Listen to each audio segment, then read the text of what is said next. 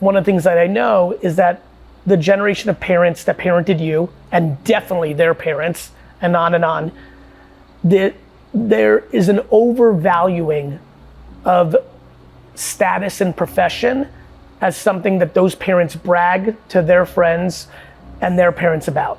So you have an entire generation of Asian and brown kids and Eastern European kids who are pushed very heavily into engineering, into medicine, into law, into the cliche things. And so this is pounded into people's heads.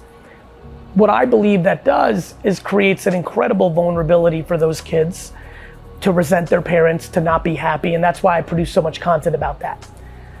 What it also does is when you were a student, you were on a track, you're a robot. You go up every year, you get grades, you go up, you go to bigger school, higher school, university. It's a fake game. Life is a real game. Life is a real game. So people are impatient because the first 18, 22 years of their life, every year they move up a level. It's like playing a video game. Then you get to real life. And real life is not linear like that. And those kids, even though they might have resentment or anger or have reconciled with their parents about, don't worry about other people's opinions, you just want me to be a doctor because your sister, your best friend. Meanwhile, they themselves are worried about other people's opinions. There is no reason to be impatient if you are learning every day and feel like you're on the right track. The only thing that can dictate that is outside forces, right? Because the reality is if you're happy and you feel like you're learning every day and you're on the right track, the only other parts of the world are outside opinions and the things that you physically want.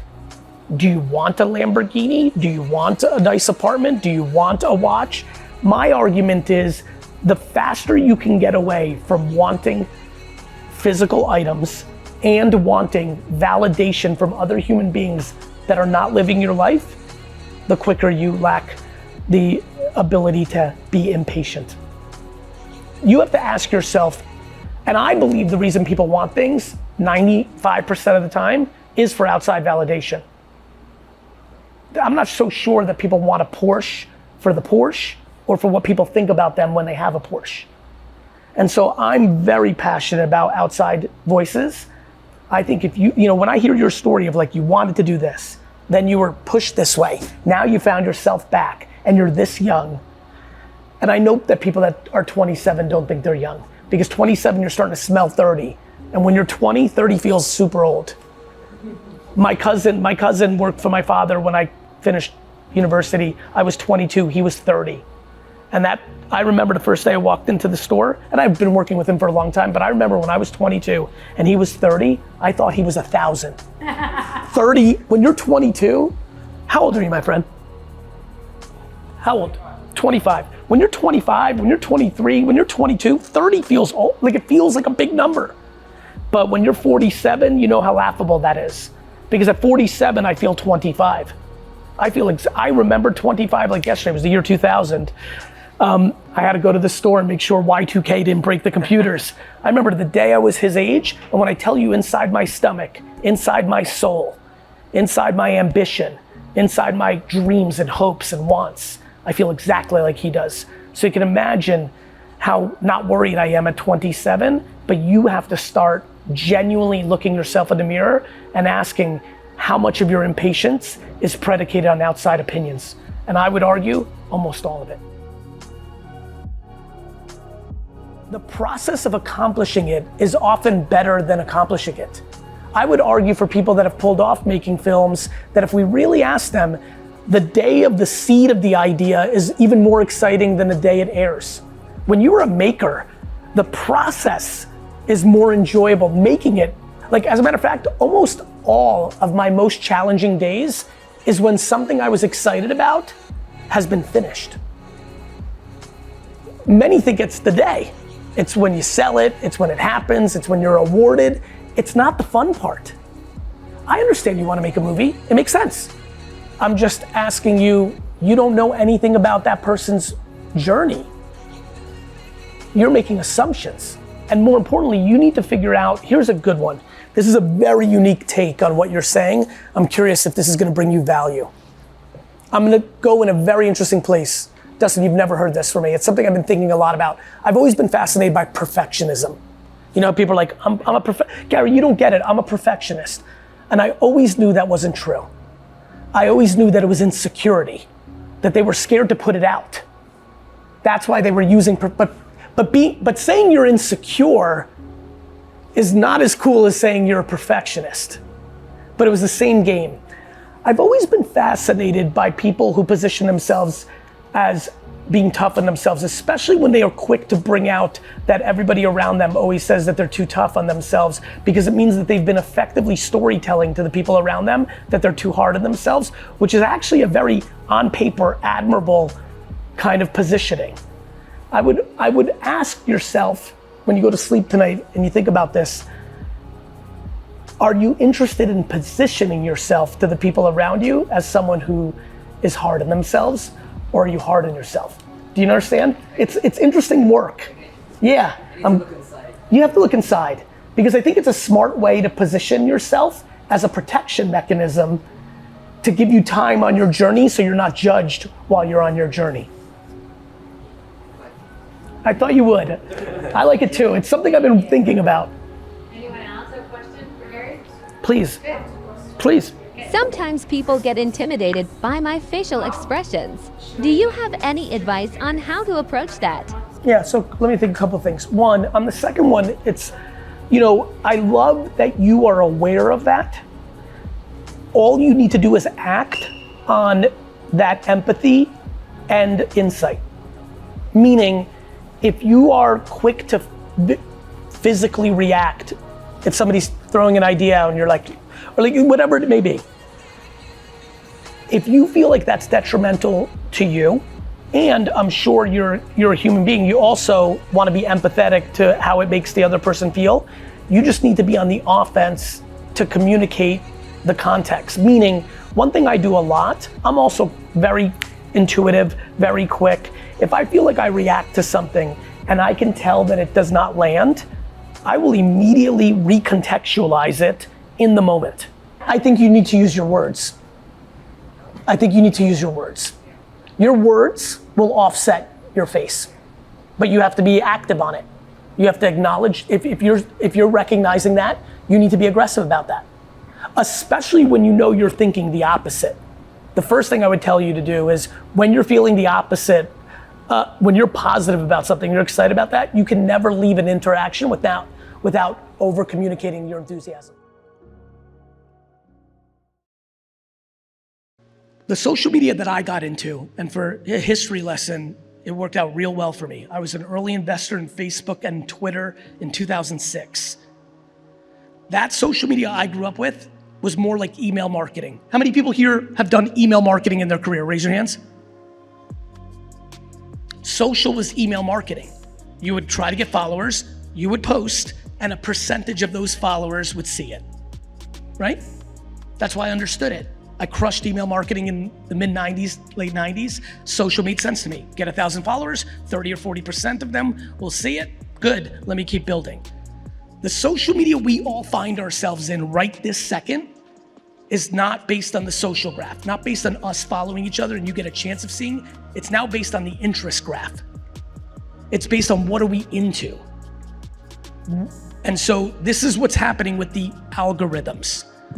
What does this mean to everyone here? There are people in this room who've not spent one day trying to be good at social when it's the most important thing to their business. And tomorrow, unlike the last 15 years I've been on stages like this, where I'd be like, shit, you know, if we get into Q&A and you're like, Gary, you know, honestly, you inspired me. I'm gonna get serious about social now. Like, what should I do? My brain be like, fuck, you got like 6 years before this gets good. The fact that if somebody raises their hand in this room and asks that same question to me right now, and I know if they happen to be talented or if they listen to me carefully and get educated on how to be good at it, and all that information's free on the internet. You don't even have to buy a cockamanian $16 book. That their second or third post could get 1 million views and start the process of changing their business. That is like insane to me. And I continue to stand on my own 2 feet every single day, and I'm baffled by the collective inaction by entrepreneurs and individuals on this opportunity. This is arguably the greatest opportunity for the individual since the birth of the United States of America. It is literally free distribution, and people aren't doing anything about it. And so I highly compel you to stop thinking about social. Actually, let me put it this way. I have a personal brand. I'm a media company and I have to do something. I have 29 full-time employees on my content. I'm gonna say it again. I went for big impact with the silence there. I just really need everyone to hear this because there's a lot of people growing here. There's a lot of people winning here. There's a lot of people starting their journey here. I don't really know. I'm just really trying to ground you in real shit. I'm gonna say it nice and slow one more time. I have 29 full-time employees on just my content in my 2,000 person VaynerMedia agency because that's how important this is. And by the way, more and more of them are now all over the world because with AI, you're gonna see me speaking every language in the world, converting all my content because I'm trying to win everywhere.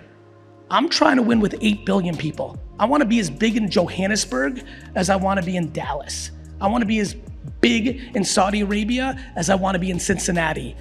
And so I just can't comprehend being in this room on a Friday afternoon, which means you're ambitious and going for it in October 2023, and all of you continue to fucking not put in the work in the one place that has the disproportionate impact on your business.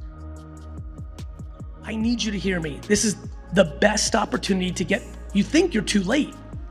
I know what you're thinking. I get 100,000 DMs a day. I know what you're thinking. I read that shit. I read an hour's worth on the flight from New York to here right now. Gary, it's too late. I'm 30, my life's over. I didn't listen to you 5 years ago on TikTok. I missed it. You didn't miss anything. All that is you using excuses to not put in the work. There's a lot of people, how many people here would consider themselves in good physical shape? Raise your hands. For the people that just raised their hands, have you been in a position within the last 10 years, not you're nitpicking because you're a beast, but I mean no, you were like me, like 10 years ago, I was a piece of crap, now I'm decent-ish, as you know, because he filmed the guy that worked me out every single day at 6 a.m. How many people here who just raised their hand and said that they're in good, solid physical health were at some point in the last 10 years completely not there? Raise your hands. All right, actually, can you all stand up? Can you stand up? Don't bullshit me, stand up. I want everybody to visualize this. Please don't get lazy. I saw some of you raise your hand and you're not standing. Get up if you feel this. I just want everybody to look at this because this is gonna land it. Look around. Thank you, you can all sit. There was no shortcut. I mean, unless you got real bank and you fucking did the whole plastic surgery thing. It was work. There was no shortcut. I have unlimited people in the fitness space that ask me for business advice, and the only thing they're asking me for is the shortcut. In physical health land, they realize all that bullshit apple and fucking apple vinegar pills and all the they know that's all bullshit. The work is eat properly, fucking do your exercise routine properly, especially if you want muscle, like do the exercise properly, put the protein. It's fucking basic. I could sit here and tell every person that doesn't feel good about their health exactly what to do on a 101 education of it. The problem is it's hard. I'm not saying anything profound. I'm telling you that you need to post 3, 4, 7, 12, 19 times a day on social media, and that you will double, triple, quadruple your business. I just think most of you don't want to take money out of your pocket and hire someone to help you do it. You'd rather take that money and buy some dumb shit. And so that's how I see the world.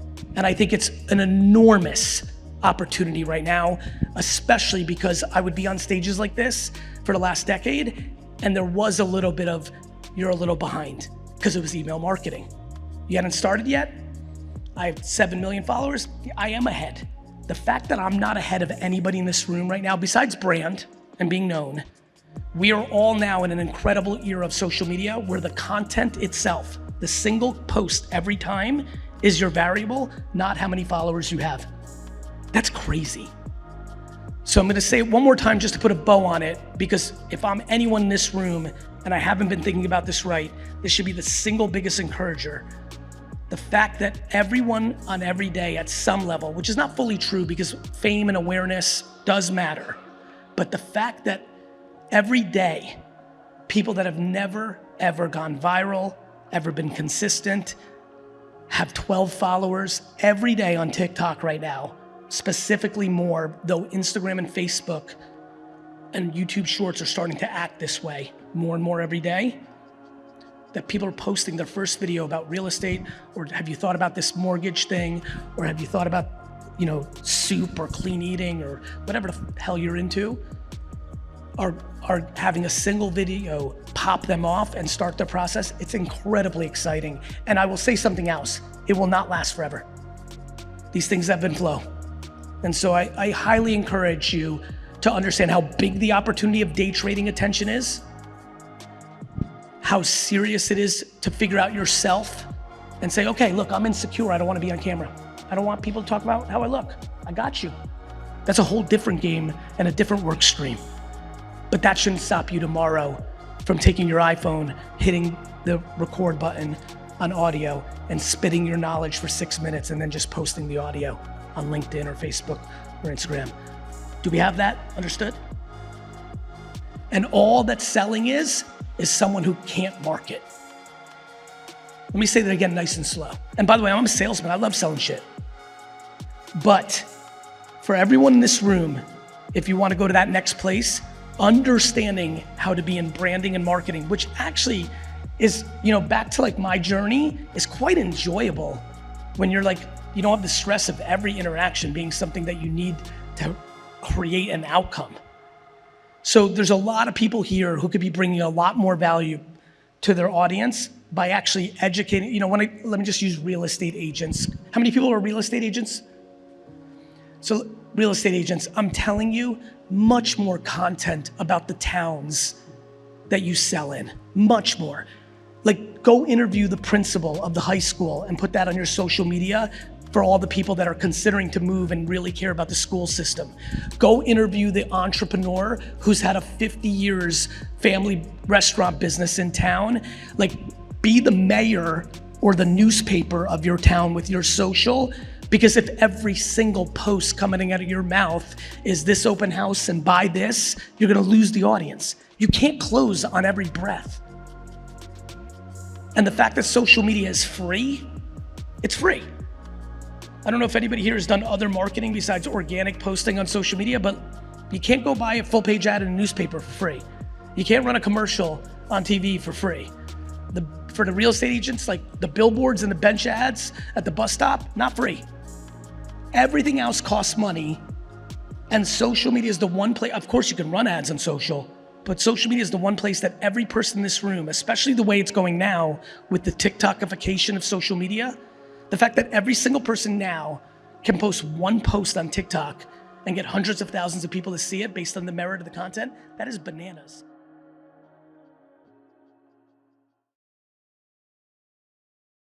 My point is not to overinvest in what's upcoming. My point is to invest in today. The business world thinks it's tomorrow. That's where all my delta is. TikTok's not tomorrow. I think you should spend 60% of your marketing budget on TikTok today. All of it. Like 60% of, like the whole thing, maybe 80. And by the way, Becky is amongst every other marketer on earth that would think that it wouldn't even cross one's mind. It's not how it works. It's very hard to make that jump. My point is, TikTok's not tomorrow. The answer to your question is, I have no idea. I don't predict. I'm not Nostradamus. I know my track record. I know why people follow me. But I'm just talking about today. I'm just lucky that the world is stuck on yesterday. I didn't know Google AdWords was gonna change my life. They came out, I played with it the first day, and I took my dad's liquor store from a $3 to a $70 million business in 4 years with no money. It just, I don't know what, the second I saw TikTok, it was Musical.ly when I saw it. I'm always paying attention, but whether it's Be Real and then I'm like, nah, whether it's, I'm watching everything. I look at the top 100 apps in the Apple Store every morning when I wake up to see if anything's spiking. And the way I found Snapchat and the way I found Musical.ly was it was there before anybody was reporting on it. And after it was there for 4 weeks, I'm like, something's here, I download it. And now I have so much pattern recognition and I understand human behavior naturally. And now I've done it for so long. I have a good feeling often, is this sticky or is this a 2-week thing? But I don't speak about it, even if, when I saw Snapchat, I'm like, this is it. Because I know that high school kids don't want their parents to know what they're texting. It wasn't super complicated. Like, here's a good value prop. You don't want your mom to take your phone to see what you've been talking about, so use Snapchat so she can't. Pretty easy to understand that was gonna be valuable to kids, you know? And so, I think, but I didn't talk about it for a full year. I don't wanna guess because it would undermine my reputation. But I'm in everything, always. And so the answer to the question is, it's in the nuances right now. YouTube Shorts is very good and underpriced because YouTube is the second biggest search engine in the world. And so we can win twice, where with TikTok, we can only win once. We post, boom. Yeah, there's some searching going on. You've probably seen headlines, Gen Z uses TikTok to search, I get it. Yes, YouTube is way bigger. And so the same video on YouTube, if it does well, you might also get work from that asset for the rest of the year, especially if you go into how-to and things that people search. So we train at Sasha and VaynerMedia, make the content that you wanna make, but on the back end, title it for search, even if it's not directly correlated to the video, so that we win the search game. Yep. Those are things I think about. Then it's also, the other thing I think about strategically is media and creative together against a business result. So one of you opens a new account that's meaningful and we're being tested for 9 weeks and it really matters, I wanna run media and creative in a 5-mile radius of all 41 doors. So getting sales and marketing to team up more specifically against truth of business is very passionate part of this for me as well, right? You get, you got a nasty phone call today. The buyer of XYZ says, if you don't buck up, what do we go to? Pour money into shopper, not me. I wanna not do that. That just gets us further down the path of our death. I wanna run ads on social on a 1 to 2 mile radius of the 29 locations we need to fix. So it starts to become surgical. Like, again, back to another thing that I'm building now currently on my belief on this, I'm now up to 7 full-time employees who I pay very handsomely, especially the top 3, who are just mapping the 40 million people that follow me and putting them one by one into a CRM, shirt size, shoe size, favorite foods, like a database that's so bananas, because that's the weapon. That's the weapon. When I decide to get into another business and I can click one button and have 47,000 people that like bananas and I have their address, I can sell my bananas to them. And when I say sell, give them the bananas with the hope that 3% of them post, because that arbitrage against my costs will create enough demand for what I'm trying to accomplish. Humans are the next social media. I'll give you one that I would do at scale with your product. I would do a lot more live events where people can get the product trial, and I would film it, because people will come up to your booth or your activation and give you endorsements, and then you can chop that up and use it on social. So the content that you're recording at the event is worth more than the cost of the entire event. It's almost like the event is free. It's turning an event into a production facility, and it's the best content that will work on social. So it's 10 times better than the shelfie. So you put on an event at a, right? It's a BeautyCon, yeah, but to that point, if you filmed every second of BeautyCon and left with 912, ads, social media posts for the year, that made the BeautyCon investment 10 times better. And then again, let's talk business. We're losing at Publix in Florida. Well, let's do a pop-up event in Florida. Maybe even in their parking lot. I don't know, you know what I mean? Like you can do I'm obsessed with bubble gum and tape. This stuff doesn't have to be fancy. You can always be from the streets of Jersey, So. In this scary phase of AI that we're in right now, are there any brands that are leveraging AI in a smart way that you could share with us? Internally, a lot of companies are using it, again, to make decks, like all this internal stuff. The reason no one's doing the external is all the biggest companies in the world know that there's huge litigation brewing on copyright and trademark.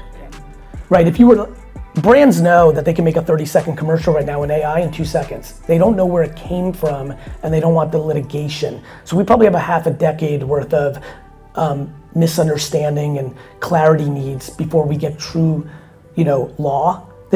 Internet 96 to 2001 was scary for me because we didn't have the Internet Act in 2001. The blockchain NFTs is scary for me right now because I'm waiting for the government for clarity. AI is gonna be the same. So you won't see brands go too crazy just yet because they won't use it for content because they don't need a letter from Disney saying this inspired by Mickey Mouse, you owe us $400 trillion. The reason I use day trading is, there's two different ways to invest. You invest like me, which is you make different big bets and you go to sleep and you know that your grandkids are gonna be happy or unhappy with you. Or you day trade and you're making it in the margins hour by hour. And both are different ways to do it. Marketing used to be the other way. 9 months, we're gonna plan the campaign and we're gonna pray that it works out. And now it's, if you are not marketing every single day, someone's outflanking you. It's hard, and I'm empathetic. By the way, I wish it wasn't like this. I wish I was Don Draper. I wish I was chilling in Midtown, drinking for 4 hours, coming up with a slogan, and you're thrilled with it. That would be a great life. It's just not the reality of what we live in, And so, I think that influencers is something you have to figure out. It's why I bought a publishing company. I actually think advertorial is something people should be doing more of. I don't know if you know what green screening is. It's when you see people, right? You've seen it, I see some people shaking, but for the ones that don't know, in TikTok or Instagram, you see a person talking, but in the background, it's like a headline. I think you should be buying advertorial. You should definitely connect them to Garyvee Group, because then you're writing your own, got it? Good, thank you. Oh, that's right, I'm sorry, that's right. That's gonna work. You're literally writing the headline you want people to know, and then you have a human endorsing it. That's pretty good. And so there's a reason the FTC is starting to get really involved with influencer marketing. You're gonna start seeing content a year from now of big red ad. Because it's just, their concern is, do customers know? The answer is no. It's so seamless, the marketing, right? It's not a commercial, it's not a print ad. And so there's a lot going on, but influencer is a place you gotta keep hacking at. You becoming the influencer, though, is the holy grail. What I do for a living right now is trying to get you to be in a place where you're not at the mercy of the influencer and not at the mercy of the celebrity and not at the mercy of the retailer. That is my obsession. And that's what needs to be your obsession. Otherwise, it's gonna cost you more money to do business, right? And that's why marketing is it. You just have to be as great as, if you have $1, how do you make it work, right? A lot of times in this scenario, people are like, Gary, we don't have I'm like, good news. Your competitors that are spending 18 times more than you are wasting every dollar. So if you spend your dollars properly, you can actually grow. That's why brands grow. I don't have to explain to anybody here, you're in the business. Many brands get big with less budget. They did the right thing. Money is not the variable, otherwise there'd be no new brands.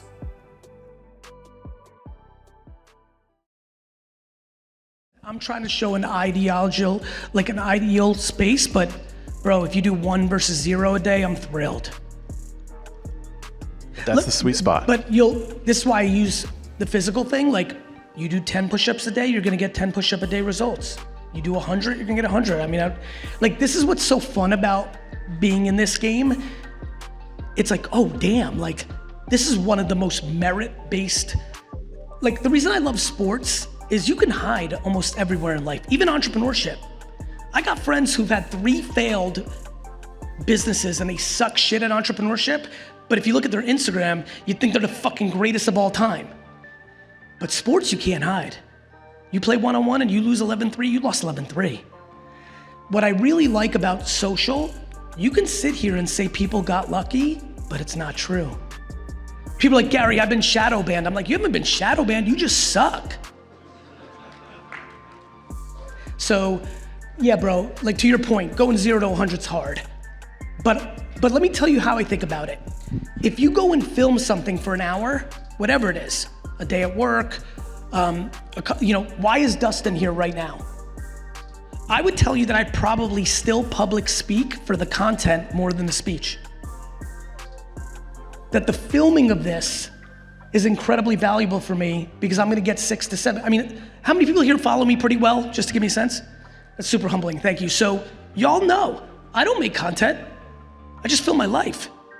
I'm too busy to film content. I'm not an influencer, I run businesses. I have 4,000 employees with all the businesses combined.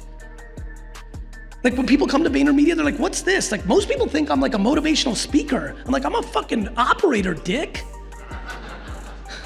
Like, so I figured out, because I knew it was so valuable, okay, wait a minute, if I film my everyday, that's how I'll get my content, because I ain't got time to like sit behind a green screen or, but most people do. And you don't think there's too much? Bro, nobody's gonna see your shit. No overkill. No, I don't think there's too much. You're gonna post tomorrow and 9 people are gonna see it. There's 8 billion people on Earth. Right, but let's say you got LinkedIn or whatever platform serves up to people who interact and engage with your stuff, right? There's never too much of a good thing. To your point. So as long as the content is quality, right? This goes back to the merit. When I popped out in like 2006, 7, 8, most people actually thought I'd be gone in a year debating on like who was gonna win because I'm too much, I'm a lot. And people thought, okay, this is all sizzle. The reason I'm still here is I have enough to say. I'm good enough. By the way, the reason I still operate is the day you stop operating, you're out of touch. The reason I'm contemporary and good is because I'm actually doing it and then I just talk about what I'm doing. It's really hard to talk about TikTok properly if you've never done TikTok. So, no, I don't think there's too much, brother. Look, if you're, and remember, when I say 4 or 5 times a day, 6 times a day, I think you need to be on 7 platforms. So it's not 6 on LinkedIn. The problem with most people here is they're one-dimensional or just on Instagram.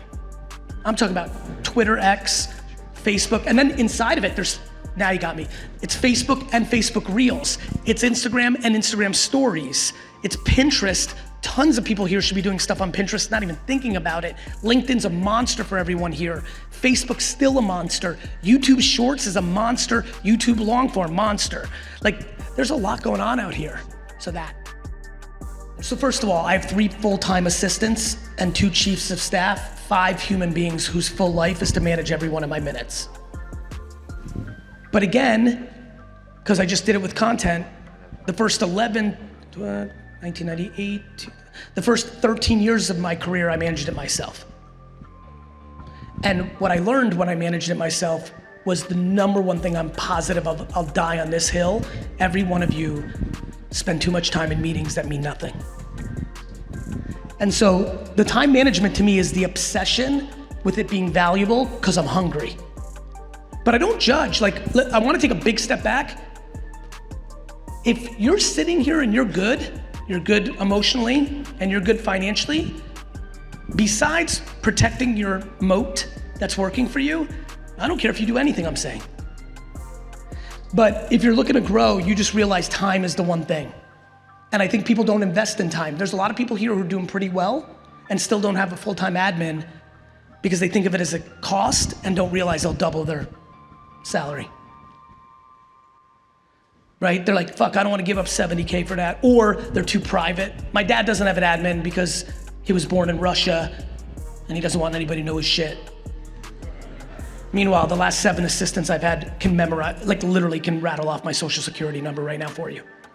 So like, we're really the 2 extremes and everyone here is in between, but the way I think about it and what I do is like, I put money into capable people to make it go well, and then I refine it and refine it and refine it. I'll give you a couple other tactics that might help people here. How many people here have an admin? So one big thing is how often I meet with my admin team every Thursday for an hour or 30 minutes to look at the week ahead.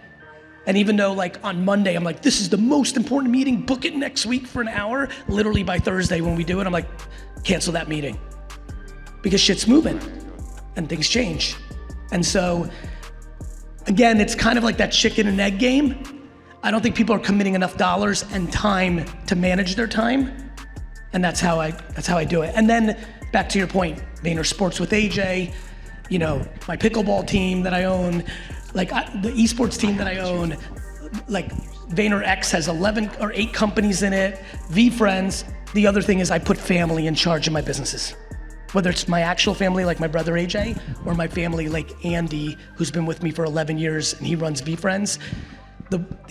If people are gonna go to a real high level, and I hope all of you do if that's what you want, please remember that adage of like, don't bring friends and family into the business is just as wrong as nice guys finish last. It is dangerous, and you could, if you care more about your money than your best friend or your sister, well then you're vulnerable. But if you don't, and you understand that shit is bullshit compared to that relationship, then you should only surround yourself with family and best friends. It's the best. It's the best. But most people are scared to do it because they have a belief. And listen, I have no interest in judging. I'm just sharing shit that I see, and not just my own life. I get to look at a lot of businesses, and I'm older now. I'm grown. I've seen it. I'm so fortunate. I'm not attached to my money. I'm not attached to my notoriety. I don't have my self-worth wrapped up into Garyvee or my bank account. I have it to like who I am as a dude. So I got lucky. I know that's not everyone. But if that's not you, if like you need that blue check mark, if you need that 1 million followers, if you need that $1 million, that's something you should really work on, because you'll always be vulnerable if that's true. That means you value other people's opinion more than your own opinion about your own self. Before there were 29 employees on my content, I did 8.5 years all by myself. So what do I think everyone should do? That. I think that a lot of people are very bad at time management. They tell me, I had this kid at the airport, it's like, yo, I hear all your fucking spit. Great kid, I liked him, like, that's why I chopped with him. He's like, you spit all this stuff. He's like, I ain't got time. I'm like, take out your phone. He's like, all right. I'm like, show me your calendar. He's like, nah. I'm like, show me your fucking calendar. Takes out his calendar, dude's got 3 meetings. Bro, do you know what my calendar looks like? I do 78 meetings a day, 15 minutes, because 30-minute meetings are really 15 and 1-hour meetings are really 30. If you're doing a 2-hour lunch meeting, you got time. So what do I think? I think people need to make content. And I gave them permission today.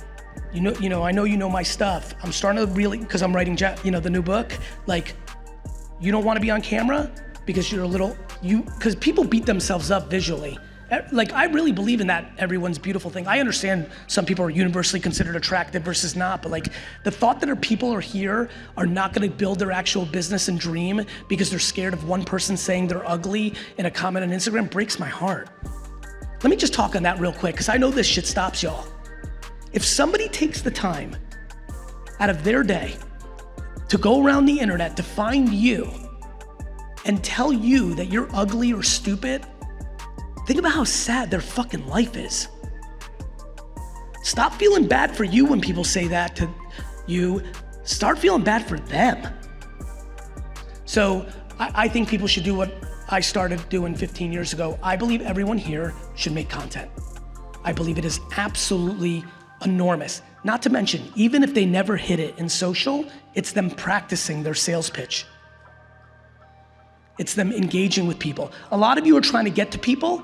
Let me give you an example of a real estate or a mortgage professional that is all day long one of the most clever moves everyone can do here. You start a podcast around the town you do business in, and now you're reaching out to people that you want to do business with, and instead of trying to sell to them, you tell the rich dentist in your town, hey, you're a pretty amazing dentist. You want to be on my podcast to tell people about your dentistry? Now you've just turned a sales pitch and not into a sales pitch, but now you're giving the dentist a platform. Now that dude's coming to your fucking house. Now you're fucking friends. Now you get their fucking business. That's a good idea. And by the way, let me tell you about humans. They've all got egos. Even though nobody's listening to your podcast, nobody asked that dentist to ever be on a podcast before, and he's fucking pumped.